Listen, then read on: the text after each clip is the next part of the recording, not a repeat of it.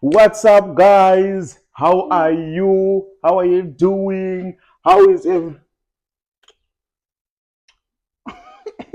Don't ever think kuti love, guys. Akaona muromo wangu wakaoma anobhandikisa achitore mafuta ari pamuromo pake. Saka musafungidze kuti rudo stereke, musafungidze kuti anenge anyembedzera kudaro achida kungonditore mafuta. But anyways, what's up, guys? How are you doing? How is everything?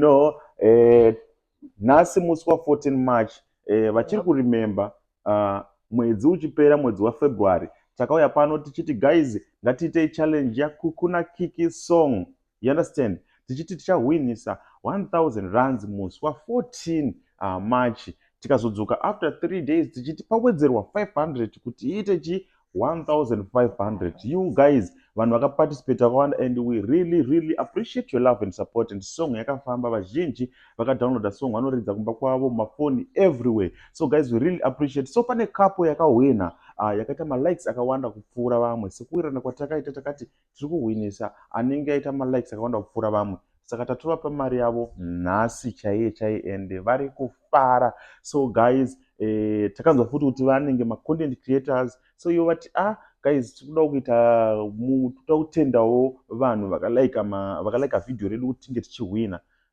Tikati okay, it's fine. So today tichange tichiita live navo kutight zw mani. Baby noti vanhu vaziva kuti hauna kurara yong. Okay, sorry guys, vandikudzwa hope. Baby guys nongoya kani. Okay, talk. So guys, and also she's not feeling well, guys. Chiri kunyepera chokusekerera, but she's not well. She's not well. So guys, pray for her, but she's okay. Manje anenge abo zvake. It's just 2 seconds. But you guys, yeah, we really appreciate your love and support.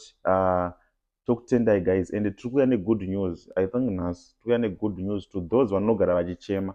Tine good news. It's long. Oh my gosh.